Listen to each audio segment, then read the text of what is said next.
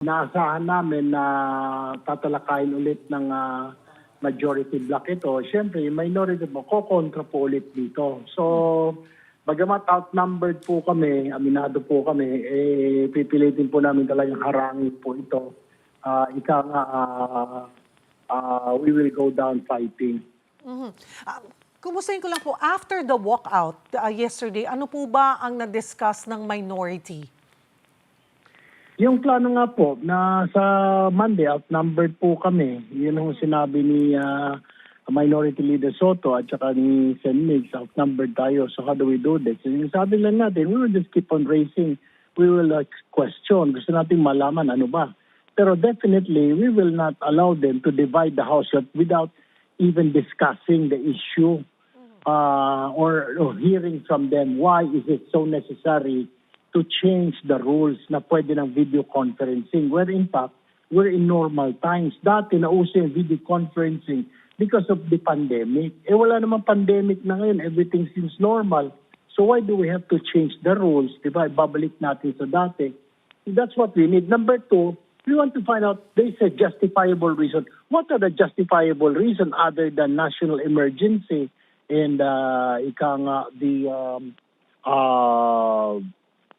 force majeure? So, unacceptable po talaga. Hindi po, it's not something, yung remote or online voting. I'm not saying it's unacceptable, Ms. Cheryl. Opo. The reason why really yesterday nagkaroon ng away, ng gulo, because they haven't even laid down and explain what is it, what kind of law. The Senate President, Cayetano, already stood up and said, let's just divide the House and make a vote. Hindi yun ang tamang procedure. Pag-usapan natin. Kini-question nga ni Senator Ping Lacson na, okay, this is kind of new. Hindi, last week pa ito, Senator Marcoleta, May 11. And pero, according to the rules, pag may mga ganon, you have to submit it to the Committee on Rules. Unfortunately, hindi pa nakikreate yung Committee on Rules dahil, di ba, it was declared vacant. So, there was no Committee on Rules, there was no chairman.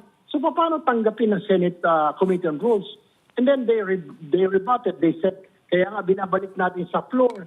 No, kailangan dumaan muna sa rules. That's what you're saying. That's what Senator Lacson is saying. And then, sinabi pa ni Sen. Pierre, dapat pagdebatihan muna.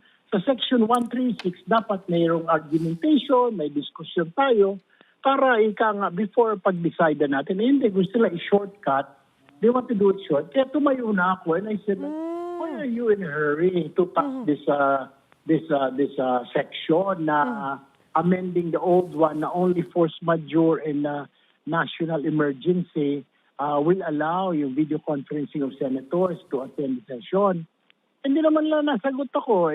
Pagkatapos, so sinabi ko na, is it because for some of our colleagues who will be arrested? Dahil sabi nga I was just basing my statement on what Ombudsman Remulla was saying earlier today na merong issue ng warrant of arrest. And then, siguro, Senator Bato del Rosa in hiding right now. So, could it be?